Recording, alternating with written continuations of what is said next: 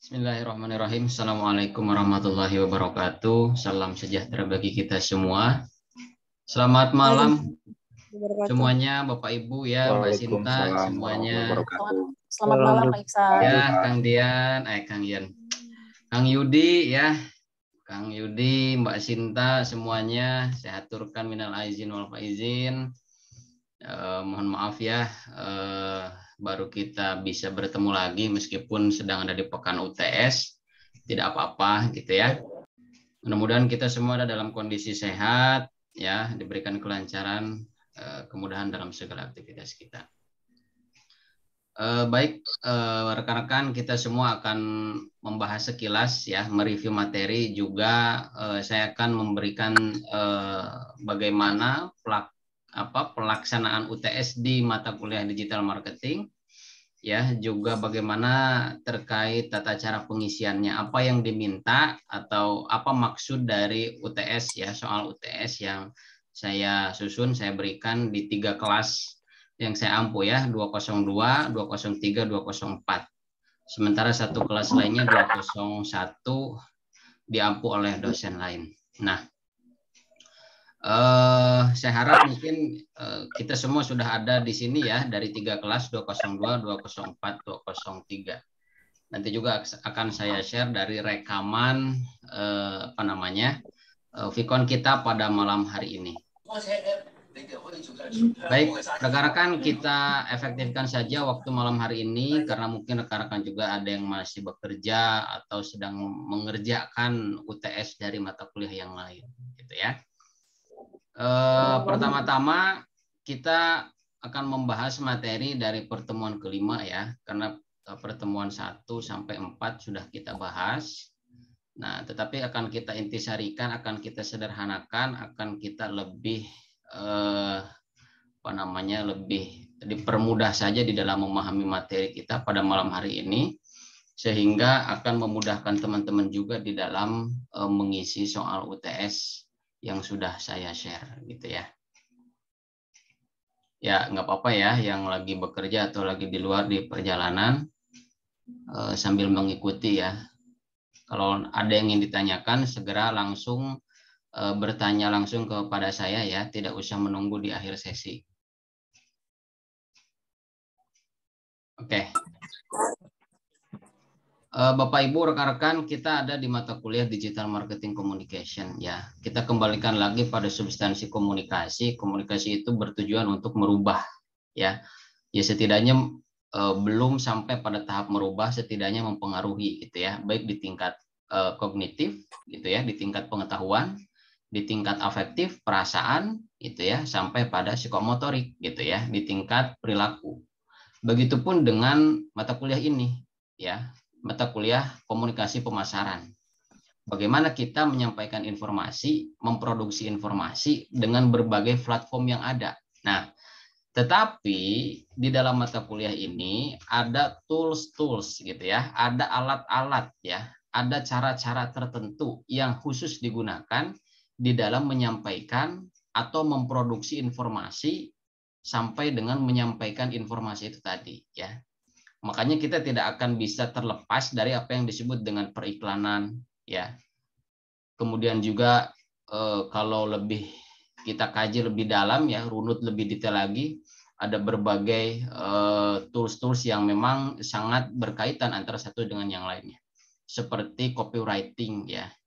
Itu kalau tidak salah di semester 3 ya, kita akan belajar copywriting, bagaimana kita memiliki keterampilan atau seni di dalam menulis, khususnya menulis iklan gitu ya. Bagaimana kita memiliki keterampilan di dalam membuat sebuah konten. Nah, rekan-rekan, di sini ada beberapa poin besar ya. Di pertemuan kelima ini sebetulnya mapping intinya itu ada di slide ketiga ya, yang dimana kita akan berusaha mengulas lebih mudah lagi gitu ya, mengulas untuk mempermudah pemahaman kita, memantapkan apa yang kita pahami ya, selain dari penjelasan yang sudah disampaikan oleh Pak Anggoro di dalam video. Sebetulnya di dalam video itu sendiri sudah sangat jelas, namun memang tidak ada interaksi gitu ya antara rekan-rekan dengan dosennya, yaitu Pak Anggoro ya sebagai penyaji gitu. Tetapi malam hari ini boleh kita interaksi, diskusi atau menanyakan apa yang kira-kira masih dirasa bingung atau belum paham. Nah, kita berbicara tentang digital marketing. Di pertemuan awal dulu 1, 2, 3 itu kita masih berbicara tentang konsep marketing secara konvensional ya. Bagaimana kita memahami 4P itu sebagai bauran bauran ada yang disebut dengan bauran promosi ya. Itu ada seperti sales promotion, ada direct marketing, ada public relation gitu ya. Juga ada yang disebut dengan bauran pemasaran atau disebut dengan 4P yang kemudian dikembangkan lagi menjadi 7P ya. Ada yang 8P atau 10P. Tetapi yang paling umum itu dasarnya adalah 4P ya. Dan memang dikenalnya 4P dengan 7P itu tadi ya. 3P tambahannya adalah physical evidence, yaitu dimaknai sebagai suatu aset ya, modal. Dapat dikatakan aset itu aset yang terlihat ya gitu. Seperti bangunan ya, bahwa perusahaan ini ada di mana bangunannya, seperti alat-alat gitu ya, alat produksi dan lain sebagainya. Selain physical evidence itu ada people gitu ya. Jadi orang yang melakukan, subjeknya gitu ya. Dan P yang ketiga ya, dari 4P itu ditambah 3P, dan P yang ketiga itu adalah proses gitu. Nah, teman-teman ini harus dihafal di luar kepala ya. Gitu. Harus hafal di luar kepala. Apa yang disebut dengan bauran pemasaran 4P gitu kan. Itu ada produk gitu ya. Kemudian konversi selanjutnya dari 4P itu apa? Ya. Ada yang disebut dengan 4C.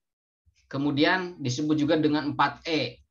Nah, harus bisa menyebutkan secara langsung di luar kepala dan harus bisa memahami gitu ya.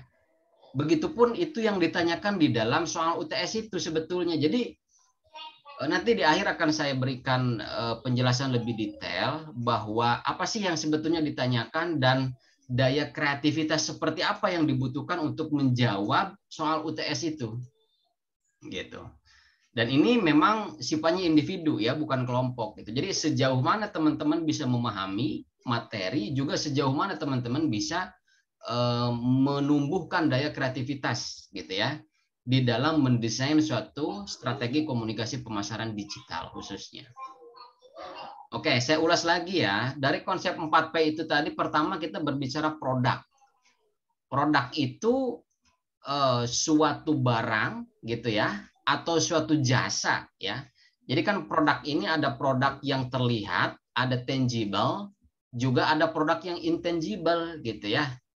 Apa maksudnya dari tangible dan intangible itu? Produk yang tangible itu seperti Bapak Ibu beli susu buat anaknya, datang ke Indomaret, itu produk terlihat gitu. Tetapi teman-teman gitu ya, datang ke sebuah jasa yang itu khusus untuk mentreatment anaknya yang bayi berusia berapa tahun, mentreatment adakan jasa layanan mentreatment memijit bayi dan lain sebagainya. Nah, itu yang disebut dengan produk intangible. Atau secara sederhana dapat kita maknai produk itu ada produk terlihat dan produk tak terlihat gitu ya. Produk terlihat itu dapat dimaknai sebagai barang-barang yang bisa kita lihat, bisa kita pegang gitu ya. Dan produk yang tidak terlihat itu seperti jasa. Ada di sini Mas ya, Bapak atau mungkin Mbak, Ibu juga datang ke salon, datang ke tukang cukur gitu ya, cukur rambut. Seperti yang ada di soal UTS juga. Itu produk tangible atau intangible? Itu dapat dimaknai sebagai produk intangible karena sifatnya jasa gitu ya.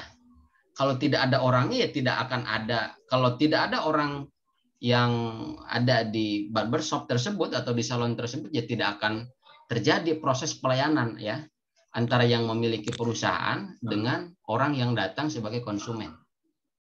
Nah, produk ini ya sebagai poin pertama atau urutan pertama dari bauran pemasaran, kemudian dikonversi atau mengalami suatu perpindahan atau perkembangan dapat dikatakan seperti itu menjadi 4C.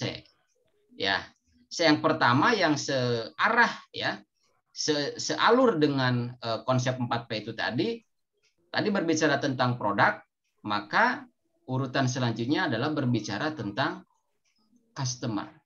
Nah, produk ini, bagaimana produk ini bisa memenuhi keinginan dan kebutuhan dari customer. Gitu. Ya kan? Sehingga dari produk ini memiliki relevansinya dengan customer, kemudian dikonversi lagi menjadi 4E.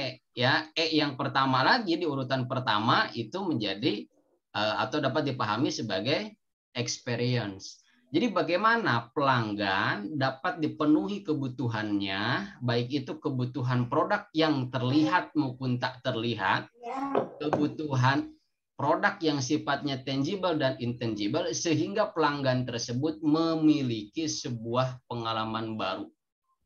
Gitu. Saya berlangganan minuman ini nih gitu ya, enak gitu. Saya kalau ngopi di sini gitu ya, enak, harganya murah, tempatnya nyaman dan lain sebagainya. Nah, itu yang dimaksud dari beberapa tahapan konversi dari konsep pertamanya itu 4P ya. Bauran pemasaran produk, kemudian dikonversi lagi menjadi 4C. Yang pertama lagi disebut dengan customer.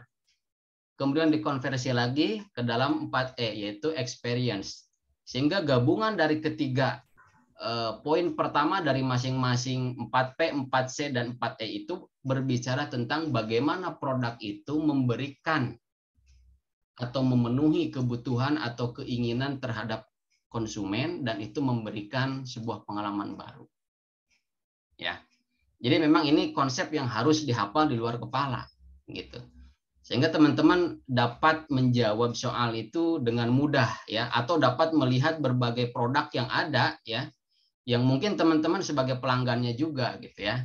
Apakah memang produk atau jasa yang saya gunakan selama ini memenuhi need saya, kebutuhan saya, juga memenuhi want saya, keinginan saya, serta memberikan pengalaman baru nggak buat saya. Gitu. Oke, itu poin pertama ya, produk. Kemudian apa? Yang kedua, itu berbicara tentang place ya, tempat. Maka konversi ke dalam 4C-nya lagi adalah apa? Convenience. Gitu. Dari tempat itu bagaimana pelanggan diberikan kenyamanan. Nah, kalau dulu kan secara konvensional kalau kita pengen belanja ini dan itu harus datang ke rukonya, ke tokonya, di kota A, di kota B gitu ya. Di jalan A, di jalan B. Sekarang nggak perlu. Karena ada yang disebut dengan app development ya, ada yang disebut dengan berbagai fitur aplikasi, perangkat digital yang kita miliki saat ini, ada handphone ya, ada ya laptop, ada tablet dan lain sebagainya.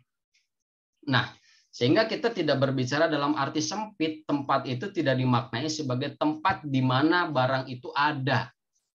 Tetapi fitur apa yang menyediakan layanan bahwa kita bisa membeli, mengakses produk, baik itu produk tangible atau intangible itu tadi. Maka konversinya menjadi convenience. Konsumen diberikan kenyamanan. Gitu. Dikonversikan lagi ke dalam 4E. Gitu ya. 4E itu tadi berbicara tentang place gitu ya. Nah, maka itu dimaknai sebagai everywhere ya di dalam konsep 4T itu. Maka tersedia di mana saja. Kemudian setelah produk, kemudian place ya, tempat, ada promotion. Nah, promotion ini dikonversikan lagi ke dalam konsep 4C itu sebagai cost gitu ya. Sebelum promotion, oke, tidak apa-apa. Promotion itu dikonversikan ke dalam konsep 4C itu sebagai communication. Jadi bagaimana konsep 4P tadi itu yang urutan ketiga itu dikatakan sebagai promosi ya, bisa mengkomunikasikan apa sih value yang ada di dalam produk yang kita tawarkan. Apa sih nilai yang kita tawarkan ke dalam konsumen, baik itu produk yang sifatnya jasa maupun produk yang dapat kita lihat gitu ya secara tangible. Gitu. Nah, sehingga itu tadi akan dikonversikan lagi ke dalam konsep 4E tadi ya. Kan tadi ada konsep 4P, 4C, dan 4E gitu. Dari promotion, kemudian communication gitu ya, mengkomunikasikannya, sampai adanya timbulnya suatu ikatan, engagement gitu. Wah, saya merasa terikat nih, merasa ada hubungan gitu ya dari produk yang saya gunakan saat ini, dari jasa yang saya gunakan saat ini. Saya tidak sia-sia berlangganan dengan perusahaan ini gitu ya. Saya tidak sia-sia berlangganan ke salon A, ke salon B, dan lain sebagainya. Kemudian poin terakhir itu berbicara tentang price ya, harga. Konversinya menjadi cost itu sebagai biaya gitu ya. Biaya, dan itu dikonversikan lagi ke dalam konsep 4E itu sebagai apa ya, sebentar. Dari apa namanya? Oke, exchange ya, sebagai pertukaran. Sebagai pertukaran ya. Jadi price, cost, dan exchange, dari harga gitu ya. Kemudian dikonversikan ke dalam konsep 4C itu sebagai bentuk dari biaya yang harus ditukarkan gitu ya, atas pemenuhan kebutuhan dan keinginan mengenai produk atau jasa itu tadi. Nah, sehingga exchange sebagai konsep terakhir dari konsep 4E itu tadi yang menjawab dari price, cost, dan exchange gitu. Ada pertukaran, ada kepuasan di sana ya. Jadi kepuasan yang dialami atau dimiliki oleh konsumen itu ditukarkan dengan cost, dengan biaya, dengan sejumlah harga gitu ya. Kalau kita ingin memiliki suatu pengalaman yang cukup eksklusif gitu ya, yang cukup berharga, tentunya kan mungkin memiliki harga yang cukup tinggi juga. Artinya pelayanan, kualitas berbanding lurus dengan harga ya. Secara sederhana dapat kita maknai seperti itu. Oke, teman-teman, kita bahas kembali ya ke slide ketiga di sini, bahwa digital marketing itu tadi sebagai pengantar ya, untuk mengingatkan kita semua bahwa di pertemuan 1, 2, 3, 4 itu kita sudah berbicara konsep dasar bauran pemasaran seperti itu. Ya, 4P, kemudian 4C, dan 4E gitu. Nah, sekarang kita akan mengulas ya, digital marketing itu memiliki berbagai konsep yang sangat luas sebetulnya. Tetapi sebelum UTS ini kita akan membahas pada konsep-konsep yang memang masih dapat dikatakan sebagai suatu pengantar ya. Nanti akan kita kembangkan dan akan dibahas lebih detail lagi pasca UTS. Pertama, di sini ada yang disebut dengan SEM ya, Search Engine Marketing. Apa sih yang dimaksud dengan SEM? Teman-teman sebetulnya bisa membaca, bisa mendengar videonya ya yang disajikan Pak Anggoro, tetapi di sini saya simpulkan secara ringkas bahwa SEM itu adalah strategi komunikasi pemasaran ya yang digunakan, yang diterapkan pada suatu website ya, pada suatu website tertentu, atau dapat diterapkan juga pada mesin pencarian, katakan itu Google ya, dengan menerapkan kata kunci tertentu. Teman-teman misalkan searching ya kampus online gitu ya. Mungkin itu sebagai salah satu kata kunci, 2 atau 3 kata kunci. Nanti yang keluar itu beberapa nama kampus, ada Universitas Siber Asia, ada Universitas Terbuka, UT, ada Universitas A, B, C, dan lain sebagainya. Tinggal teman-teman bisa melihat yang ada di dalam urutan pertama itu kampus yang mana. Dan biasanya indikator yang menggunakan SEM itu ya, Search Engine Marketing itu ya, di bawahnya itu ada tulisan ads gitu ya, itu berbayar. Nah, yang membedakan antara SEM dengan SEO itu adalah kalau SEM itu strategi komunikasi pemasaran yang berbayar. Ya, tujuannya adalah untuk memposisikan nama produk, nama perusahaan, nama jasa kita berada pada urutan tertinggi. Sehingga kalau kita search gitu ya di Google itu keluar yang paling tinggi itu nama perusahaan kita, dan itu berbayar. Kalau SEM ya. Kalau SEO itu tidak berbayar gitu. Itu yang membedakannya gitu ya. Jadi prinsip dasarnya itu. Ya, tujuannya apa? Tujuannya adalah untuk memudahkan, untuk mengefektifkan dan untuk menggiring rasional para pencari apa yang dicari gitu ya. Sebagai kita sebagai konsumen, para pencari produk atau para pencari jasa. Oke ya, itu 2 poin ya, SEM dengan SEO. SEM itu berbayar, SEO itu tidak berbayar. Dan biasanya SEO tidak akan pernah ada di urutan pertama kecuali di bawah dari SEM tadi karena tidak berbayar gitu. Kemudian F development itu apa? F development itu sebagai suatu tools juga ya. Dapat dikatakan perangkat digital ya, handphone gitu ya, smartphone, laptop dan lain sebagainya. Yang kalau kita bedah semakin detail lagi, maka di dalamnya tentu kita sekarang saya yakin dari beberapa generasi ya, dari beberapa usia latar belakang profesi kita tidak akan mungkin sulit ya berapa persen lah kita tidak bisa atau terpisahkan dengan yang disebut dengan sosial media. Nah, sosial media ini menjadi alat juga tools untuk mengkomunikasikan konten-konten marketing kita.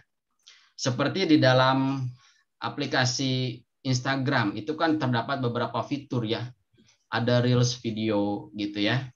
Kemudian ada Insta Story ya. Ada feed, ada berbagai bentuk lainnya ya. Yang kalau kita perhatikan dari waktu ke waktu itu kan dulu belum ada Reels video ya kalau di dalam Instagram. Nah, kita bisa melihat beberapa potensi-potensi fitur-fitur yang ada di dalam aplikasi-aplikasi itu untuk dijadikan sebagai alat mempromosikan, sebagai tempat untuk mempromosikan. Selain dari marketplace itu tadi ya. Ya marketplace secara umum kita bisa melihat kan ada Lazada ya, ada Tokopedia, ada ya. Nah, itu dapat dikatakan sebagai F development juga. Jadi intinya adalah seperangkat media ya, media digital, mobile gitu ya, yang digunakan di dalam proses mentransfer mentransfer informasi atas produk atau jasa yang kita berikan. Kalian cinta sama aku yang gitu ya.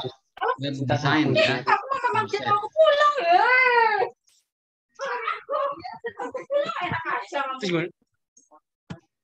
Bentar ya, saya mute dulu. Oke. Nah, website ini sebagai suatu kantor lah ya gitu. Kalau dikatakan mudahnya seperti itu, website sebagai suatu kantor di mana kita memasarkan produk kita ya. Di mana kita menyimpan arsip-arsip atas produk kita, berbagai kategori ya, berbagai jenis harga ya, ukuran produk dan lain sebagainya.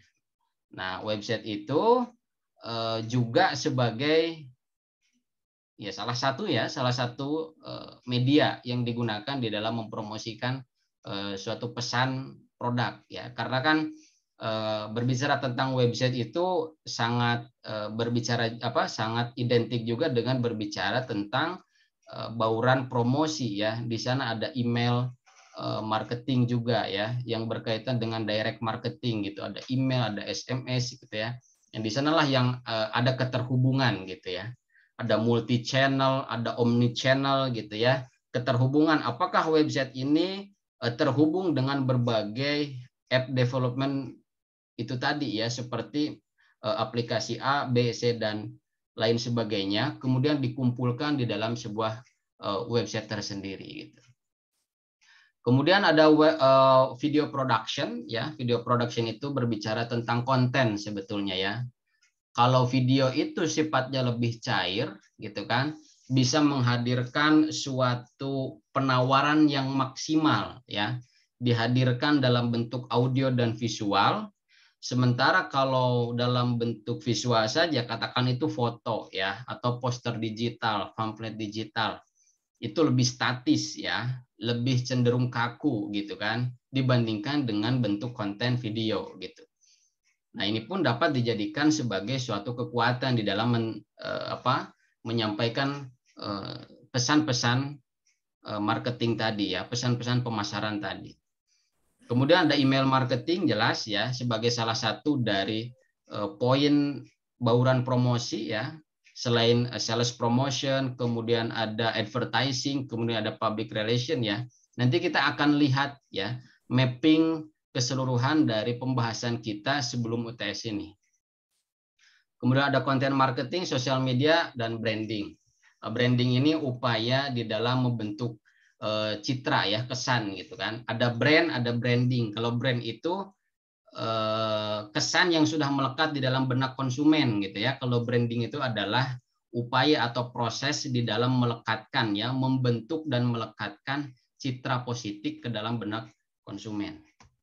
Nah, jadi inti dari pertemuan kelima itu ada di slide ketiga ini ya, gitu ya. Untuk penjelasannya, uraiannya, narasinya teman-teman bisa baca sendiri, videonya juga bisa baca sendiri. Tetapi nanti kalau ada yang ingin ditanyakan ya di akhir sesi boleh gitu ya, bisa langsung ditanyakan ke saya.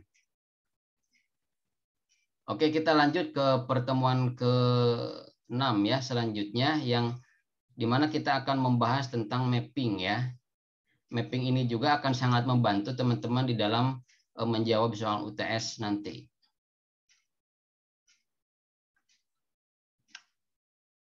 Nah, ini ya. Jadi strategi komunikasi pemasaran. Jadi apa yang saya tanyakan di dalam soal UTS itu yaitu terkait dengan strategi ya.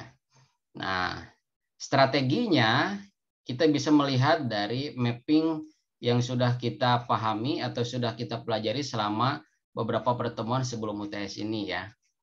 Coba kita lihat poin-poin yang ada di urutan pertama ya.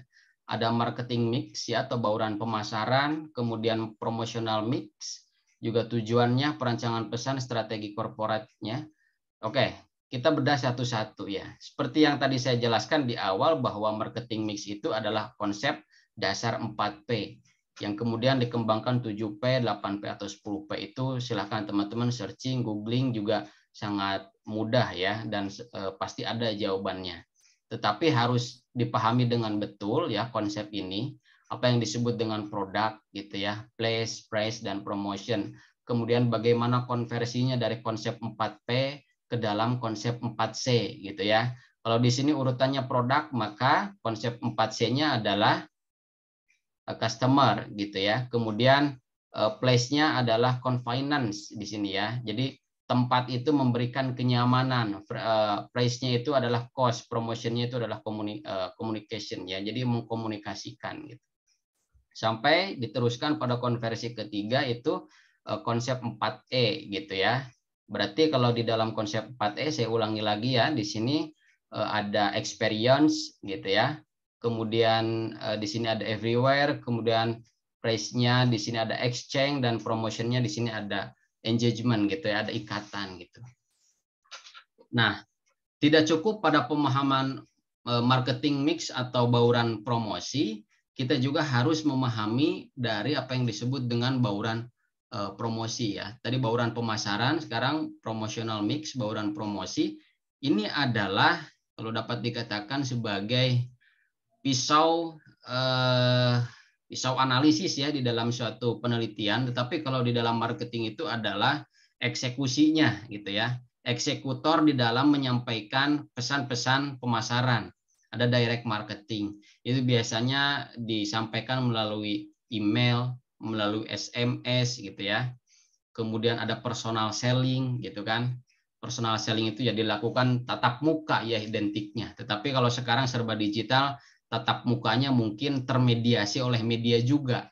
Jadi tatap mukanya secara video call WA juga bisa dikatakan tatap muka. Karena kita tidak bisa terlepas dan tidak bisa menolak dari kehadiran digital kan ya. Bahkan wawancara melalui Zoom juga yaitu dapat dikatakan tatap muka ya. Tatap muka yang termediasi gitu ya. Karena konsep komunikasi interpersonal pun syarat utamanya adalah ketemu langsung, ketemu gitu ya, bisa ada human touch di sana gitu ya, bisa saling menyentuh. Tetapi sekarang nggak bisa gitu karena kehadiran media digital nggak bisa. Video call pun sudah dikatakan sebagai komunikasi interpersonal dalam tanda kutip yang termediasi gitu.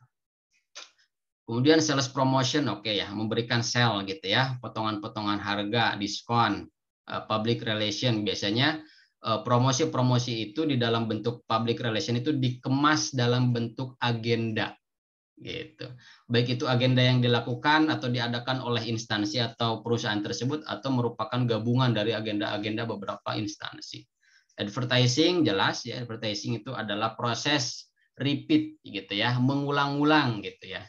Entah itu di dalam bentuk media massa, media sosial dan lain sebagainya, dan pemasaran interaktif.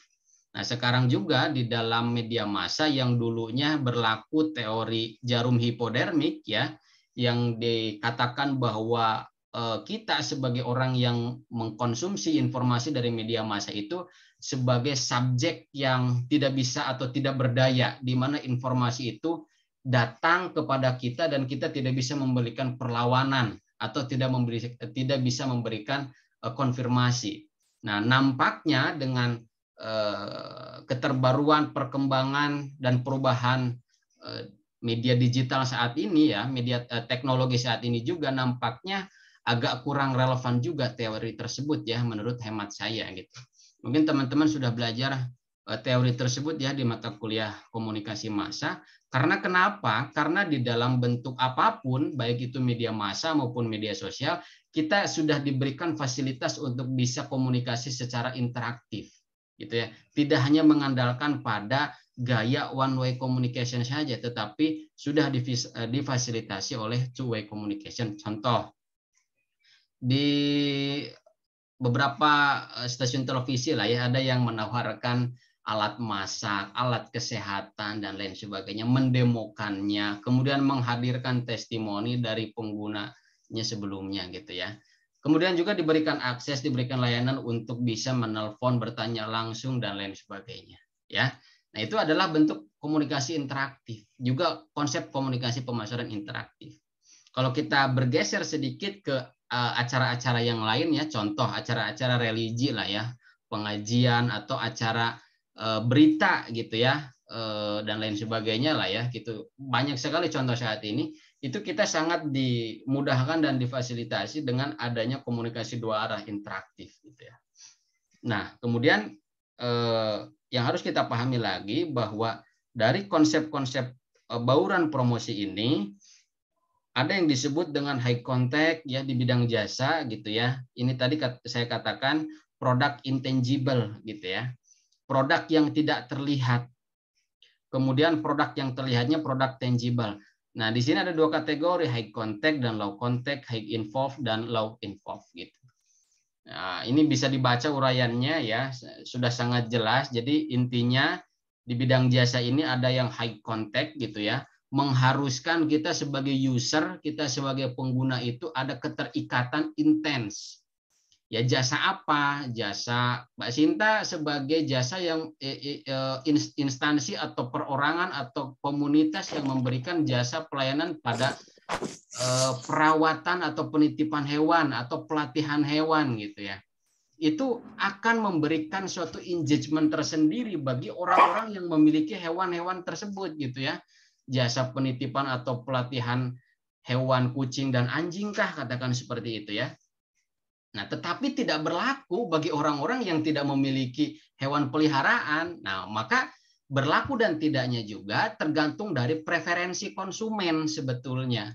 Konsumen yang memiliki hewan peliharaan akan memiliki keterkaitan dengan jasa-jasa yang memang akan intens gitu. Berbeda halnya dengan orang, oh, saya tidak suka ya kucing atau anjing gitu. Saya suka hewan gitu, tapi saya ya lebih suka melihara arwana gitu ya, melihara ikan apa gitu ya, yang ya dapat dikatakan sebagai hobi, selain hobi juga sebagai investasi lah gitu. Atau kita secara sederhana dapat dikatakan ya kampus lah. Kampus itu sebagai instansi yang menyediakan jasa yang kemudian saya akan memasukkan anak-anak saya, saudara saya ke kampus ya, sekolah, rumah sakit, puskesmas gitu. Tentunya di dalam keseharian kita pasti gitu ya akan sedikit intens gitu ya berhubungan dengan yang disebut dengan sekolah, yang disebut dengan bank gitu ya. Ini jasa high contact gitu. Dengan bank, dengan asuransi. Oke, asuransi nggak mungkin ya. Ya apa namanya? Jasa instansi-instansi kesehatan atau pendidikan gitu ya. Berbeda dengan low contact gitu ya. Kalau low contact itu jasa-jasa yang sekiranya kita ya setahun sekali lah paling gitu ya. Ya di dalam 1 tahun itu berapa kali lah gitu. Itu tinggal teman-teman mengkategorikannya lah. Kemudian di dalam produk yang tangible yang terlihat ya ada high involve gitu ya. Ada upaya untuk memikirkan lebih jauh. Nah, biasanya pemasaran itu tadi ya, konsep pemasaran yang ditawarkan itu sifatnya adalah saya pernah sampaikan soft selling ya. Nah, high involve itu biasanya ya proses atau upaya menawarkannya itu dilakukan dengan soft selling. Bentuk soft selling itu apa, brosur, pamflet, leaflet gitu ya. Jadi memberikan waktu kepada konsumen untuk berpikir dulu, mempertimbangkan gitu ya. Ini beli apartemen nih di daerah Kemang gimana nih ya, di daerah Jakarta Selatan cocok gak nih gitu ya. Berapa gitu ya. Kemudian peluang investasinya berapa gitu ya. Jadi high involve itu adalah upaya untuk mendorong konsumen tidak terburu-buru untuk melakukan pembelian. Beda dengan beda halnya dengan hard selling. Nah, hard selling itu berupaya untuk segera ya untuk menekan konsumen segera melakukan pembelian. Nah, itu low involve ya.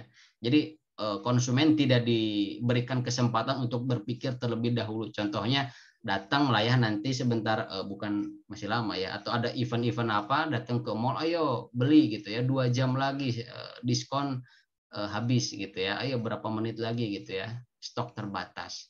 Jadi semakin mepet waktunya semakin digiring kita untuk melakukan pembelian. Nggak ada tuh upaya wah ini beli baju nih berapa 100.000 dapat 3 nih aduh mikir dulu gitu ya ini uangnya 100.000 buat makanan apa buat beli baju yang nggak ada seperti itu gitu ya. Jadi ada perbedaan gitu ya high involve dan low involve itu tadi ya. Pendekatannya pun yang digunakan beda ya, secara soft selling lembut gitu ya, memberikan durasi atau alokasi waktu yang cukup lama dan mendesak gitu ya secara hard selling. Gitu ya teman-teman ya. Turunan ya dari promotional mix atau bauran promosi. Di sini ada beberapa kategori ya. Tadi ada direct, personal, selling, public relation, advertising, dan pemasaran interaktif. Yang pada hasilnya dari kesemua ini akan menghadirkan 2 kategori ini gitu ya. Di bidang jasa seperti ini, produk seperti ini. Tujuannya adalah membentuk brand ya, menciptakan brand gitu kan. Menciptakan brand, menciptakan goodwill gitu. Goodwill itu citra, tetapi citra di sini dalam bentuk citra yang minor ya, citra makro gitu. Citra yang dilekatkan khususnya pada produk gitu ya. Kalau citra secara makro itu dilekatkan pada perusahaan yang nanti dikembangkan pada bentuk reputasi gitu ya. Oke, kita berbicara tentang brand dulu, maka citra positif gitu ya. Nah, tentunya ya yang disasar itu apanya? Ada kesadaran, ada awareness kita. Iya ya benar ya, saya pakai produk ini nyaman ya gitu ya. Kemudian nggak ada bahan pengawet lah, katakan seperti itu. Kemudian menambah pengetahuan, ada knowledge juga, ada edukasi, ada cara aturan pakai dan lain sebagainya. Kemudian banyak disukai orang, teman-teman kalau pengen nginep di hotel tertentu itu yang menyukainya lihat gitu ya, ada berapa ratingnya, berapa bintang gitu kan. Kalau beli makanan di GoFood aja kan bisa ngelihat nih ratingnya berapa gitu ya, makanan atau tempat penginapan lah, tempat wisata gitu kan. Dan preferensi ya, preferensi itu direkomendasikan. Preferensi itu sesuai dengan apa yang kita cari, dengan apa yang kita inginkan gitu.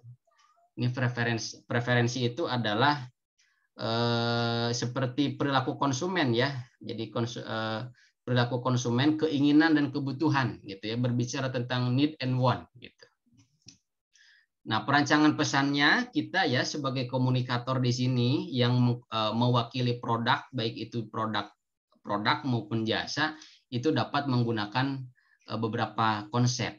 Ya, di sini katakanlah 3 konsep ya. Ada AIDA, ada AIDMA, ada AISAS Nah, teman-teman boleh menggunakan yang mana aja nanti di dalam UTS ya. Ya nanti saya lebih jelaskan lagi di soal UTS. Aida berbicara tentang attention gitu ya. Bagaimana orang-orang ketika melihat pesan promosi yang saya berikan itu ada attention, ada perhatian khusus gitu. Nah, sebetulnya di dalam merancang atau menyusun attention ini tadi juga dituntut adanya keterampilan menulis atau yang disebut dengan copywriting tadi. Tetapi oke lah, karena teman-teman belum masuk mata kuliah copywriting, jadi ya nggak apa-apa, seadanya dulu saja gitu ya di dalam nanti merumuskan strateginya. Kemudian interest, desire, dan action ya. Setelah attention adanya perhatian, diturunkan lagi adanya interest ya, ada ketertarikan, ada desire, ada hasrat, ada keinginan ya, sampai pada action melakukan pembelian. Itu konsep pertama. Atau teman-teman mau menggunakan konsep kedua, ada AIDMA, ditambahkan ada memori M-nya. Jadi nanti tergantung teman-teman mau yang mana, pakai konsepnya, pakai strateginya gitu ya. Oh, setelah ada desire itu, menurut teman-teman nggak langsung ada action gitu ya, karena yang dirasa langsung ada action itu mungkin nanti itu masuk dalam kategori hard selling gitu ya, tidak memberikan durasi waktu yang cukup lama. Menurut saya ingin menggunakan strategi AIDMA sehingga masuk dulu pada memori konsumen. Sehingga setelah masuk pada memori konsumen, apa yang saya tawarkan, brandnya sudah diingat, lokasinya diingat, harganya diingat, maka kecenderungan selamanya juga akan diingat. Itu boleh teman-teman berargumen seperti itu nanti ya. Atau selain itu ya, ada konsep ketiga yang disebut dengan ISAS gitu ya. Attention, interest, ada search gitu ya. Pastilah menurut teman-teman diuraikan nanti ya di dalam esainya. Pastilah di zaman digital sekarang saat ini tidak serta-merta orang-orang tuh mempercayai, pasti search dulu bener nggak nih gitu ya, rekomendasi orang lain gimana. Kemudian ada action dan share gitu. Itu ya, ada 3 konsep. Isi pesannya apa sih dari perancangan komunikasi? Kita kan sebagai komunikator nih ya, nanti menyusun strategi di soal UTS itu kita yang mewakili produk atau mewakili jasa gitu ya. Kan ada beberapa tuh teman-teman, tinggal memilih saja nanti ya. Ada tukang cukur, ada kopi, ada tukang sol gitu ya. Nah, isi pesannya pertama dilihat dari apakah konsumen itu akan mendapatkan keuntungan secara rasional, keuntungan harga, keuntungan lokasi gitu ya. Juga keuntungan dari value gitu ya. Value itu juga biasanya ya ada garansi. Nah, salah satu ciri dari value itu ya ini ada garansi ya, berapa tahun gitu atau berapa bulan gitu. Selain secara rasional di dalam bentuk kognitif, juga masuk ke dalam aspek afektif, ada emosional ya, perasaan, ada perasaan senang, ada perasaan keuntungan ya, emotional benefit, emotional value, ada moral, mission, dan CSR gitu.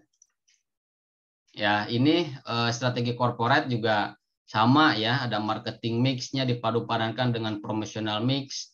Pada intinya keduanya adalah bentuk dari upaya komunikasi ya, yang itu mentransfer informasi atas barang atau produk yang kita tawarkan. Strateginya ada 2 konsep besar di sini, ada sales ya, sales itu memberikan potongan-potongan harga ya, atau diskon-diskon tertentu gitu ya. Itu tujuannya adalah untuk push gitu ya, untuk mendorong penjualan itu supaya meningkat. Pendekatannya dengan adanya potongan-potongan harga, diskon-diskon. Kalau marketing itu berbicara tentang kelihayan kita merangkai kalimat, merangkai atau menyusun redaksi komunikasi, redaksi yang bisa mempersuasi pembaca gitu ya, calon konsumen. Itu untuk menarik perhatian konsumen sehingga terjadinya peningkatan pembelian. Nah, itu ya. Jadi kalau kita lihat dari mapping di sini ya sudah cukup jelas menurut saya ya. Kemudian sebentar, di sini ada yang belum saya jelaskan juga, riset ya. Nah, ini riset, teman-teman nanti boleh menambahkan gitu ya. Riset itu apa namanya, dari salah satu strategi awal justru ya, strategi dasar di dalam merumuskan. Nah, teman-teman nanti ingin memodifikasi ya, contohnya memodifikasi tukang cukur, maka tentukan dulu STP-nya, segmentasi, target, positioning. Segmentasinya apa? Targetnya apa? Positioningnya apa? Tukang cukur saat ini banyak Pak, gitu, di panggilan pun banyak. Cuma saya melihat tukang cukur khusus bayi itu agak mulai menjadi perhatian saya ya, gitu. Mungkin belum banyak ditemui nih. Saya ingin memodifikasi dari pilihan di soal UTS itu tadi ya. Saya ingin memodifikasi khusus tukang cukur untuk bayi gitu ya. Ada panggilannya gitu, dipanggil, kemudian segmentasinya, targetnya, positioning. Ya justru, nah positioning ini adalah menawarkan. Kok kurus banget kayak penyakit gula. Jangan bilang sakit gula. Nah, positioning ini adalah memberikan posisi tersendiri ya. Saya sama gitu ya, kita sama bergerak di bidang cukur rambut, barbershop, tetapi posisi saya beda. Kalau yang lain segmennya kalangan muda, kalangan mahasiswa, atau kalangan apa namanya, kalau kita berbicara STP itu sebetulnya lebih konkret ya, lebih detail gitu, sampai kita bisa menentukan income berapa sampai berapa gitu kan. Kan ada yang berbeda-beda gitu kan, barbershop yang ada di tengah mall, kemudian di pinggir jalan dan lain sebagainya, dilihat dari apa namanya, lokasinya gitu kan. Nah, saya ingin membuat strategi baru, yaitu tukang cukur khusus apa namanya, balita gitu. Itu sebagai positioning. Tinggal dirumuskan nanti segmentation-nya gitu ya. Segmentation itu ada dilihat dari geografis, demografis, psikografis gitu ya. Mungkin contoh psikografis ya, dikhususkan untuk orang tua yang masih ketakutan untuk keluar dari rumah membawa bayinya gitu ya, karena memang masih di dalam zona pasca pandemi ya, katakan seperti itulah argumen Anda. Terus dijabarkan atau diurutkan gitu ya. Kemudian selektivitas media juga. Nah, medianya apa yang kira-kira ingin digunakan nanti gitu ya, apakah media outdoor, media indoor, kemudian media sosialnya apa gitu ya, media digitalnya apa gitu. Nah, semakin detail, semakin rinci, itu semakin bagus. Media sosial yang saya gunakan Pak, Instagram Pak, khususnya menggunakan fitur Reels videonya, atau menggunakan Facebook Pak, saya menggunakan fitur ininya gitu. Jadi jangan hanya menyebutkan Instagram, tetapi sebutkan fitur-fitur yang digunakannya apa saja, dan harapannya kok kenapa ya menggunakan fitur itu, gitu, alasannya kenapa. Gitu. Sampai nanti ada perilaku konsumen ya, masuk juga ya di dalam psikografis ya, di dalam STP tadi. Baik, San, maaf saya interupsi Pak. Ya. Untuk subjek penelitiannya itu harus in real person, real life, atau gimana Pak? Oke, saya itu masuk kan, sekarang mereka, ya. Ke soalnya aja ya, Mbak Sinta ya. Ini ya, saya buka di KM 202 ya. 3 kelas sudah saya share ya. Jadi petunjuk soalnya di sini ya, teman-teman membuat esai gitu ya. Poin pertama buat esai. Kemudian kedua, lengkapi esai dengan beberapa konsep ya. Bisa marketing mix. Marketing mix-nya dijelaskan produknya apa, price-nya berapa gitu ya, lokasinya di mana, promosinya seperti apa. Nah, promosi itu tadi dapat didukung juga dengan promotional mix-nya apa gitu ya, direct marketing kah, email marketing kah, sales promotion kah, PR, advertising, konsep 4P, 4E, dan lain sebagainya. Menggunakan konsep AIDA kah, AIDMA, AISAS, dan lain sebagainya. Di sini memang belum, saya sengaja tidak mencantumkan dengan detail ya, seperti STP. STP itu sangat penting. Karena kalau kita menyusun sebuah strategi, tentu kita harus menentukan dulu segmentasinya siapa, targetnya siapa, positioningnya seperti apa. Tetapi di poin ketiga juga tidak ngerti, semuanya dipakai. Jadi konsep-konsep mana saja yang sekiranya relate antara satu dengan yang lainnya untuk menyusun, mengemas sebuah strategi. Ya, strategi pemasaran atas ini jenis usaha yang teman-teman pilih dari 4 di sini. Nah ya, di sini saya bacakan. Kita semua adalah konsultan. Dapat dikatakan konsultan, dapat dikatakan sebagai seorang owner lah ya. Kita sebagai konsultan boleh ya yang memberikan konsultasi kepada orang yang ingin mengembangkan atau merubah usahanya, atau kita memposisikan sebagai ya kita pelaku usahanya gitu ya. Yang menganalisa sekaligus membuat strategi dari sebuah usaha agar bisnis tersebut lebih modern, kompetitif namun cocok dengan target. Intinya seperti ini. Mbak Sinta di sini melihat yang menarik menurut Mbak Sinta tukang kopi keliling. Nah, apakah di era digital saat ini adalah di era digital tukang kopi keliling dengan cara konvensional itu masih relate nggak dengan psikografis konsumen saat ini? Contoh psikografis konsumennya mau dilihat siapa? Mahasiswa udah jarang, Mbak, gitu ya. Yang tua udah jarang keluar. Terus gimana? Mbak Sinta kembangkan dari yang di sini yang terlihatnya tukang kopi keliling secara konvensional, Mbak Sinta kembangkan konsepnya. Saya mau buat Pak kopi kelilingnya dengan menggunakan mobil, atau dikembangkan menjadi sebuah kafe gitu ya, yang kemudian juga menggunakan Pak, pada nyontek. Ini sebagai analogi ya, sebagai analogi gitu. Saya tidak memberikan jawaban, tetapi pasti kalau satu orang dengan yang lain tidak akan ada yang sama gitu ya. Seorang memiliki ide brilian yang bagus sekali. Jadi saya meminta teman-teman membuat esai itu seperti bentuk proposal sederhana lah. Tetapi bentuknya tidak baku gitu ya, proposal ini ada poin, enggak. Di sini misalkan teman-teman ya, di sini ada lembar jawaban, mata kuliah apa, nama Mbak Sinta Tiara, judul apa, silahkan pakai judul gitu ya. Misalkan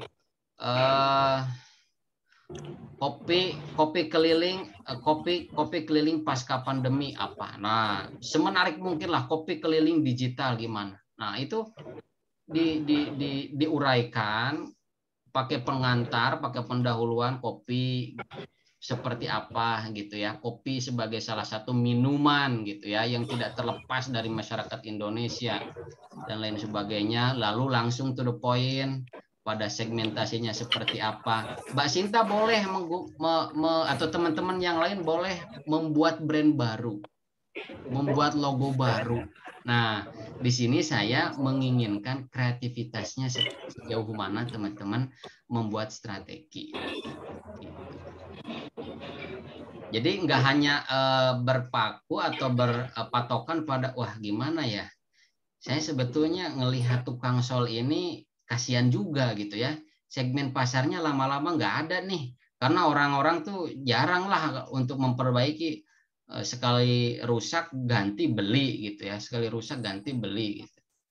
Nah, tetapi teman-teman nggak harus berpaku, ya cobalah gitu, konsepnya gimana gitu tukang sol itu, apakah membuat brand baru, kemudian metode pemasarannya seperti apa dulu kan, atau mungkin sampai sekarang juga tukang sol itu dipikul gitu ya, sambil dibawa kotak kecil itu kan, atau depan belakang itu kan, bawa alat-alat solnya. Kemudian penjahit juga kan seperti ini ya. Kemudian DPR ya, tukang cukur rambut di bawah pohon rindang.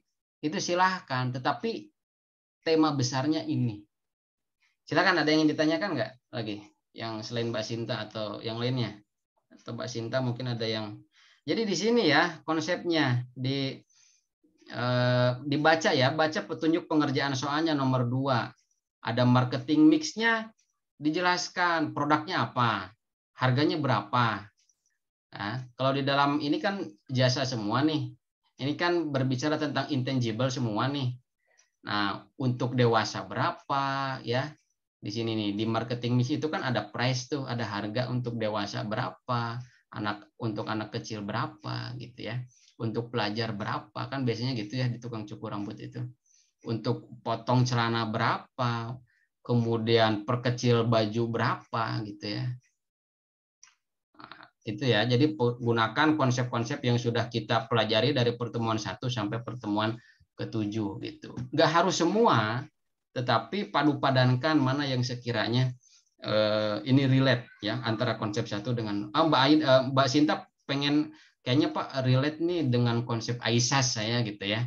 Di sana membahas tentang search dan share, boleh silahkan. Tinggal argumennya sejauh mana argumen Mbak Sinta itu dapat mendukung atas pemilihan konsepnya. Di sini ada Mbak Safa nggak? Mbak Safa yang menghubungi saya nih? Nggak ada ya? Mbak Lestari gimana Mbak Lestari? Ada yang ditanyakan nggak? Udah jelas sih Pak, tadi udah diterangin. Maksud saya tadi itu sempat mau nanya, sebenarnya ini semacam bisnis plan ya Pak ya, berarti kita Betul. bikinnya. Iya. Jadi yang saya tanyakan itu ide, gagasan teman-teman di dalam merancang sebuah strategi gitu aja. Atau yang sudah dialami, yang sudah dilakukan Mbak Lestari itu punya usaha online apalah gitu ya kan, entah itu jualan mukena, jualan kerudung.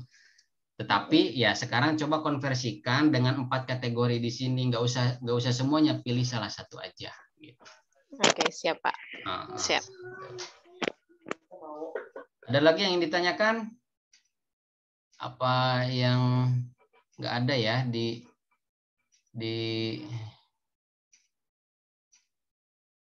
chat, nggak ada ya yang ditanyakannya. Oke, jadi saya ingatkan lagi UTS kita mata kuliah ini sampai tanggal 22 ya. Hari Minggu jam 23.59. Nanti berbarengan ya, supaya tidak bolak-balik saya periksa tugas satunya dengan UTS. Jadi nanti serentak nilainya keluar. Dan mohon maaf untuk yang telat ya, saya tidak seperti kebiasaan saya dari semester yang dulu, saya tidak bisa menerima ya untuk yang telat mengumpulkan tugas 1, UTS, tugas 2 maupun UAS. Gimana Mas Patah yang ingin ditanyakan, gimana nih Mas Patah nih? Oh ya Pak, izin bicara. Berarti perombakan dan modifikasi kita terhadap keempat tadi ya, misalkan itu ya, yang tukang cukur DPR itu kita bisa merombaknya dengan menghilangkan ciri khasnya gitu. Jadi contoh gimana?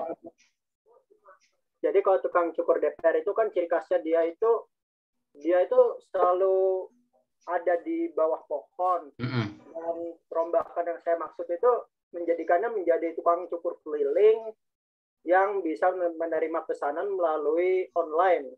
Misalnya kayak Gojeknya tukang cukur gitu. Ya, begitu, ini Pak. kan konsep-konsep yang lama ya, konsep konvensional, konsep jadul. Jadi harapan saya bikinlah strategi kekinian sesuai dengan permintaan konsumen saat ini gitu.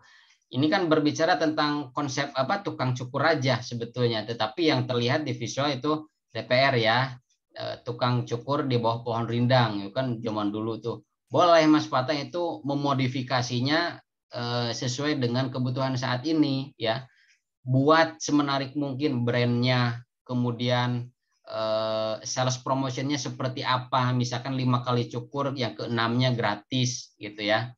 Kemudian berikan analisa gitu ya, analisa AISAS-nya, AIDA-nya, jelaskan STP-nya ya, kemudian uraikan marketing mix-nya 4P itu tadi, promosi yang digunakannya itu apa saja gitu ya, apakah sales promotion saja dalam bentuk potongan harga berapa persen gitu ya, atau juga menggunakan sales promotion gitu ya, menemui orang satu persatu untuk menjadi langganan atau mencoba potong rambut di tempat Mas Patah. Jadi silahkan sekreatif mungkin gitu ya, menyusun strategi pemasarannya gitu.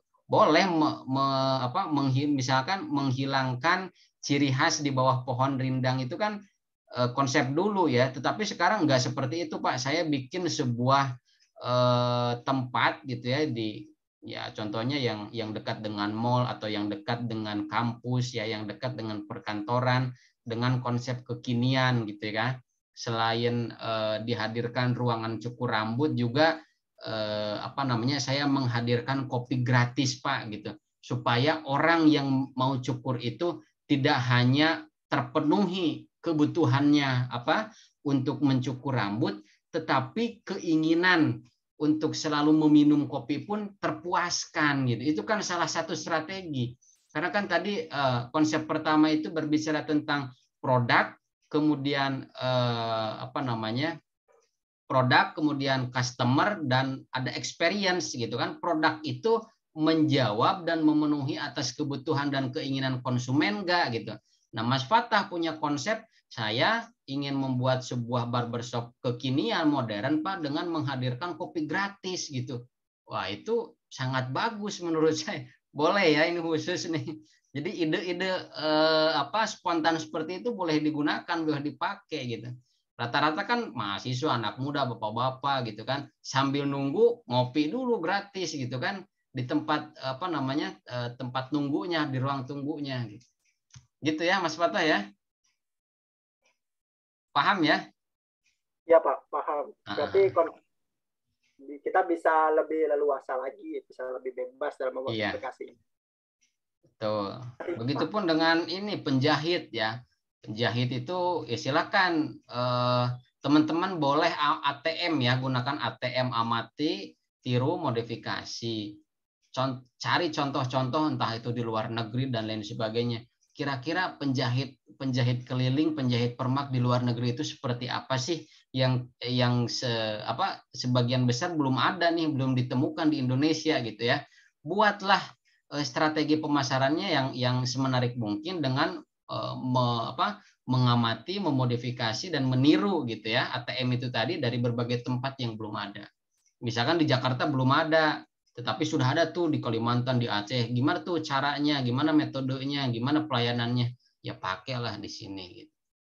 Tapi tidak lupa ya konsep-konsepnya digunakan, argumen atas analisanya digunakan. Gitu ya teman-teman ya. Ada lagi nggak pertanyaannya? Maaf Pak, saya izin bertanya. Ya. Pak, maaf mau nanya. Ini kalau untuk UTS-nya itu dia ada minimal lembarnya nggak sih Pak? Berapa halaman? Nggak ada. Bebas saja ya. Ya minimal ya kalau satu halaman mungkin agak minimalis, sangat minimalis ya. Jadi teman-teman berkreasinya itu semaksimal mungkin ya harapan saya gitu. Buatlah brand sendiri, desain ya. Buat desain kopi. Ada kemasan small, medium, dan large gitu ya. Ada kemasan ukuran kecil, sedang, dan besar gitu ya. Berapa harganya, kemudian brandnya, mereknya apa gitu.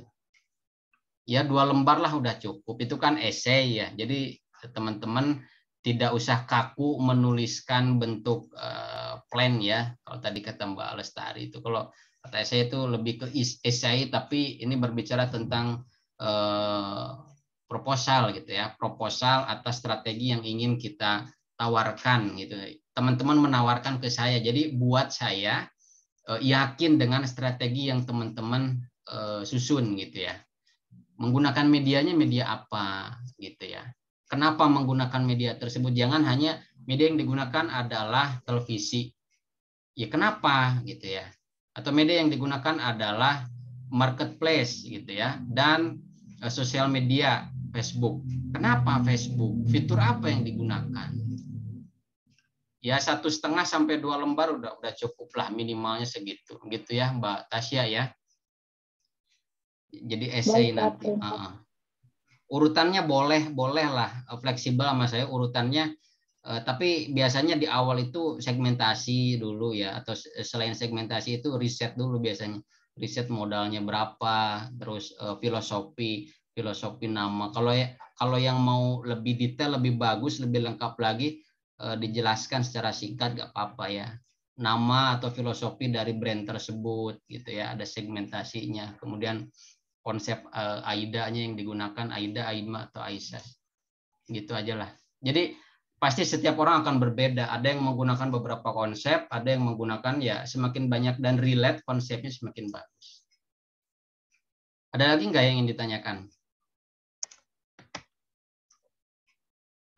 Aman ya? Ngerti ya? Ya, nampaknya kita Vicon di mata kuliah saya aja ya yang Vicon minggu ini ya, minggu UTS ya. Iya nggak, Mbak Eftarina? Pak Yusuf juga, Pak. Iya, Pak. Hari Jumat. Ada Pak Yusuf sama Pak Yusuf mata kuliah apa? digital imaging. Pancasila, Pak. Pengantar Pancasila. Oh iya, digital imaging siapa? Juga Bu Dia Putra. Tapi nggak tahu kalau yang Oke. Teman-teman itu saja. Mungkin bagaimana Pak Irwan Trisna, apakah kira-kira bisa nih menyusun strategi? Insya Allah, Pak. Insya Insya Allah, Allah ya. Pak. Semampunya bisa dilakukan Pak. Nah, ya alhamdulillah ya. Ya cukup mudah lah ya. Nanti bisa komunikasi sama teman-teman yang lain atau ke saya langsung boleh gitu.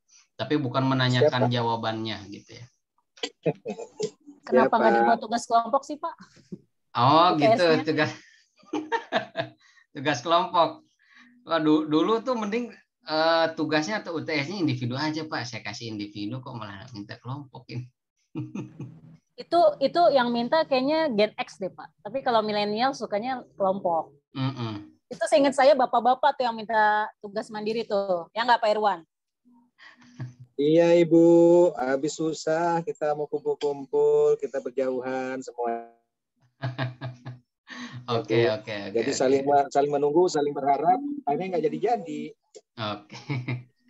Ya, tapi tidak kalau tugas apa-apa lah. kelompok enak dibagi-baginya Pak. Itu kan banyak banget, ada AIDA, ada terus nanti mau semacam inovasi. Atau sharing kan? saja, saya tidak mempermasalahkan kalau saling mau sharing gitu ya, saling membantu teman-temannya gimana nih kira-kira merumuskan strategi ini, karena kan fleksibel ya, ada yang menggunakan beberapa konsep silahkan, atau di sini ada sebagai praktisi juga, ada Mas Abtu Andi ya di sini mungkin sebagai praktisi juga, ini saya nggak tahu nih latar belakangnya gitu ya, yang udah paham lah kalau masalah kayak beginian mah gitu, boleh sharing ke teman-teman yang lain gitu. Intinya seperti itu. Kemudian juga Bapak Ibu, teman-teman semua, jangan lupa ya hari Minggu terakhir sampai pukul 20 ya. Bagaimana? Siapa nih? Kok tumben Pak sekarang UTS-nya jangka waktunya pendek? Iya benar. Seminggu Pak. Iya. Seminggu Pak. Biasanya berapa hari? Seminggu minimal.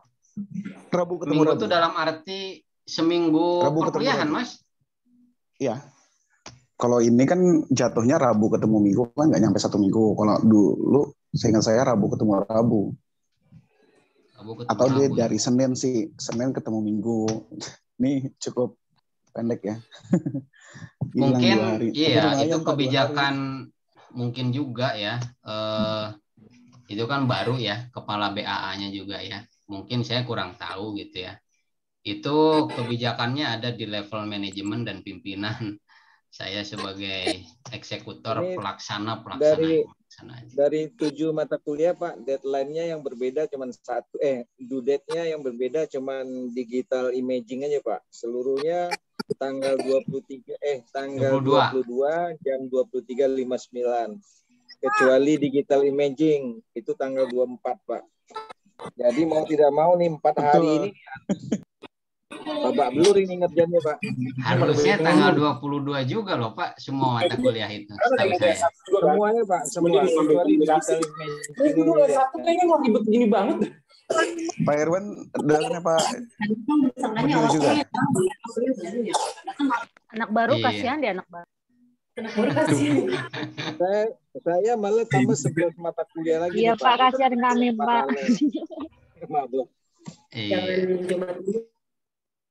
Kalau kami lama bahkan sering diperpanjang bikin video-video ya. Diperpanjang Pak. Jadinya gini kasihan. Ya, jangan berharap diperpanjang lah, karena mungkin nilai yang diperpanjang dengan nilai yang itu yang sesuai waktu akan beda juga kan. Intinya mungkin ya itu yang ditetapkan oleh manajemen dan pimpinan ya teman-teman. Saya saya menjalankan, mudah-mudahan teman-teman juga bisa lah ya maksimal. Itu seharusnya semuanya sampai tanggal 22 loh Pak yang digital imaging. Apa perlu saya nih ngomong? Jangan Pak, jangan Pak. Jangan. Udah dapat bonus sebetulnya nih Pak. Itu tesnya lumayan juga Pak. Ini Pak, 11 mata kuliah nih. Saya 11 mata kuliah tanggal 23 juga. Wow. Loh 11 mata kuliah, Pak Irwan semester berapa aja ngambil sekarang? Enggak, saya kan paralel dengan di Fakultas Hukum Pak. Jadi juga di Fakultas Hukum 11 mata kuliah, yang di Ilkom itu 7 mata kuliah. Makanya ini Bapak belum selesai, makanya dari tadi saya luar biasa Pak Irwan. Bapak ya. Tapi mudah-mudahan bisa, karena maunya begitu. Iya betul Bang, mudah-mudahan bisa lah ya Pak.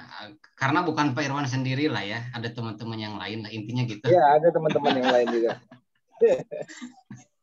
Gimana Mbak Efta tadi raise-nya ada yang ingin ditanyakan?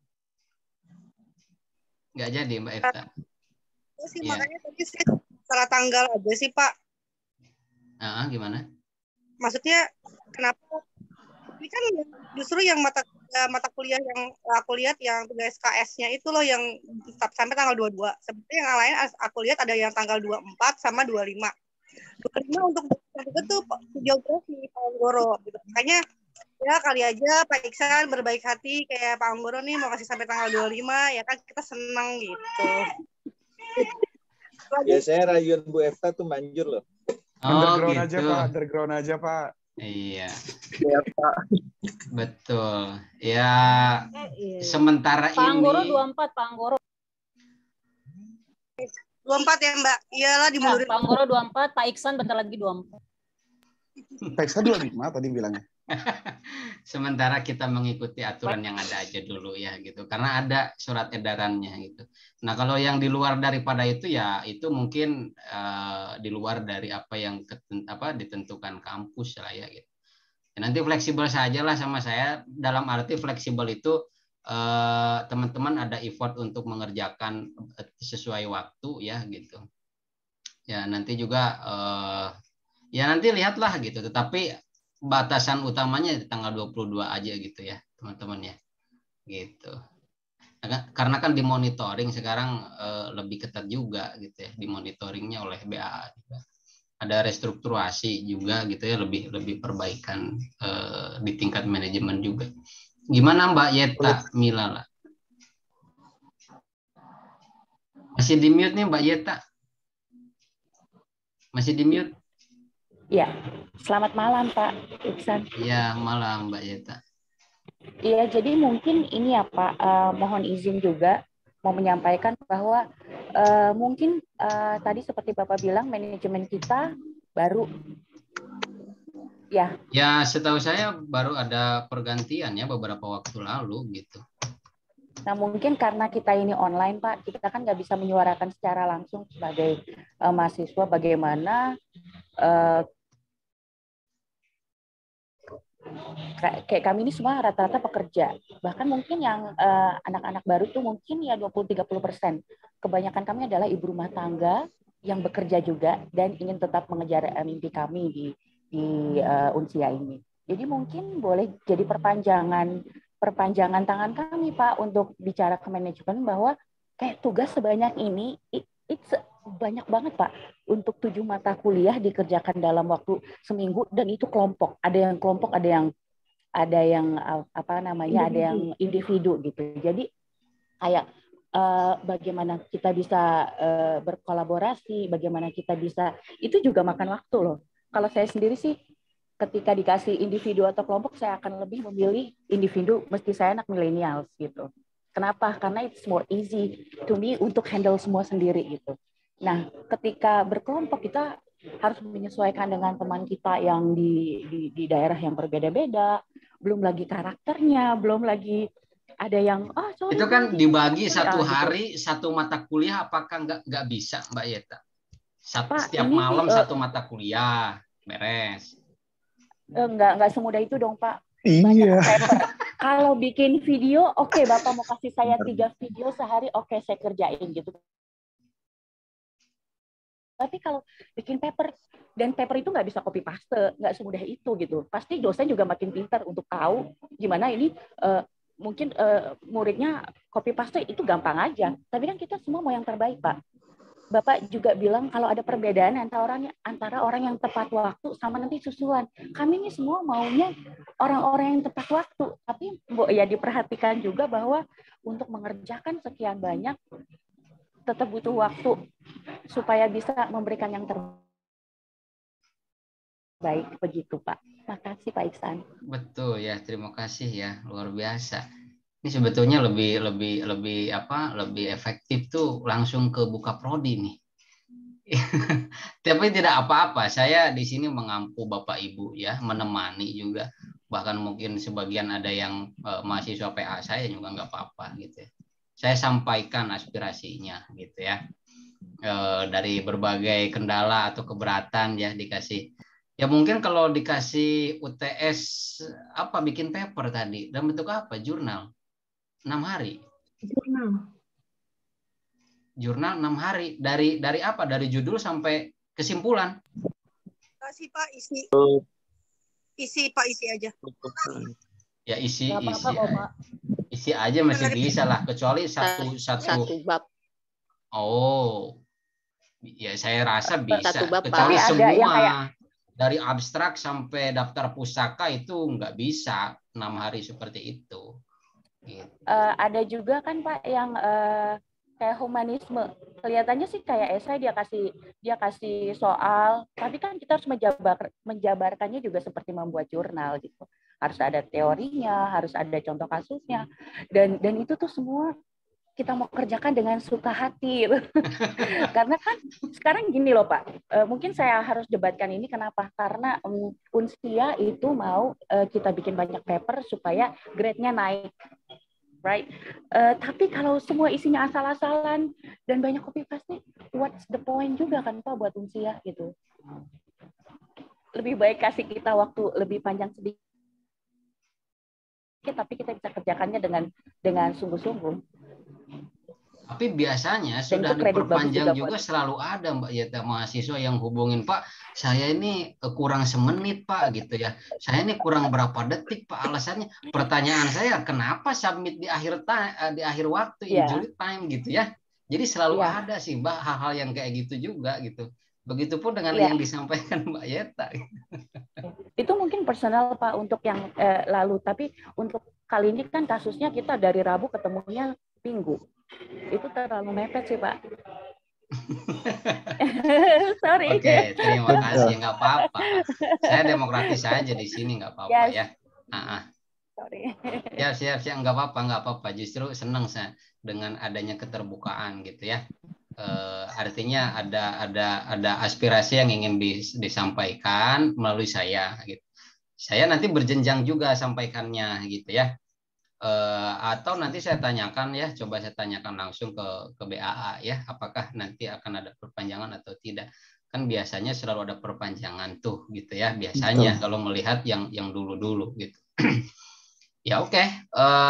Begini saja, terima kasih atas aspirasinya dari semuanya. Ada Pak Irwan, ada Mbak Efta, ada Mbak Yeta ya, Mbak Sinta dan lain sebagainya gitu. Saya terima, saya komunikasikan, mudah-mudahan ya tidak saling memberatkan, tetapi saling membantu, saling meringankan gitu aja. Karena kan konsepnya online ya, online berarti ya konsekuensinya dengan latar belakang Bapak Ibu yang beragam juga, ya, apakah itu menjadi pertimbangan atau memang sudah dipertimbangkan dengan alokasi waktu 6 hari itu tadi ya.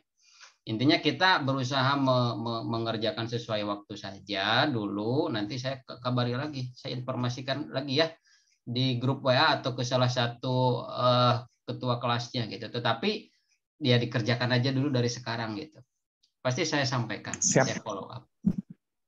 Makasih banyak Pak Iksan. Oke, dan saya karena juga kebetulan kita maaf, semester ini Bapak belum Ibu. ketemu Bu Ocha Pak. Oke. Ya. Saya juga mohon maaf ya Bapak Ibu sebelum sebelum UTS kemarin tuh agak memang ya Vicon kita itu agak bolong-bolong juga kan. Karena kan sekarang itu minimal 7 kali Vicon kita di dalam satu semester ya, dan ya kita akan lengkapi ya minimal 7 kali itu setelah UTS nanti, syukur-syukur lebih ya gitu. sesuai dengan kebutuhan teman-teman di dalam. Saya juga saya rasa udah beberapa, cuman saya rasa perlu ya untuk memberikan pengantar atau review materi dalam teman-teman mengerjakan UTS gitu. Makanya kemarin saya berikan informasi untuk UTS di minggu UTS ini, memberikan Vicon. Gitu aja ya. Udah malam nih, siapa tahu teman-teman ada aktivitas lain atau Mbak Yeta lagi di luar nih, kayaknya lagi dinner nih gitu ya. Sambil dinner ngerjain tugas Mbak Yeta ya. Bisa tuh kayaknya. Enggak kok, saya lagi tugas, kebetulan lagi tugas di Badung. Oh, Bandung. Lanjut bikin UTS abis ini. Nyambi Pak dari tadi Pak. Oh, Bandungnya sebelah mana itu? Lagi di Novotel, kebetulan di acara Olimpiade Sains Nasional, ketemu banyak dosen-dosen pinter sekalian. Apakah Mbak Yeta curhat. Akademisi juga, dosen juga? Bukan Pak, kebetulan saya rekanan Pusat Prestasi Nasional untuk bagian dokumentasi dan segala yang berbentuk promosi dan kegiatan mereka, saya bantu di situ Pak. Oh, udah ngerti lah tentang digital marketing, udah ngerti. Sebelum saya tutup, kita foto dulu yuk. Sebelum UTS Ria nih, apalagi UTS Ria nih kayak.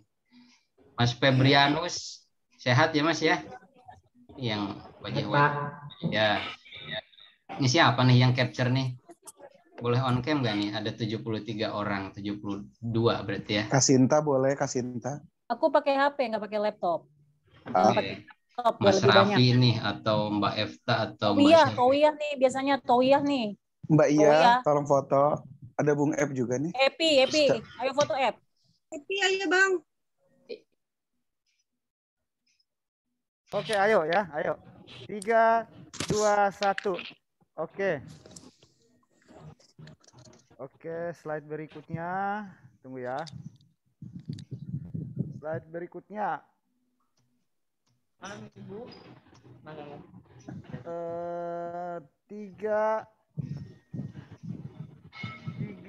2, 1. Oke. Oke, terima kasih Bapak Ibu. Semoga sehat semuanya, lancar pekerjaannya.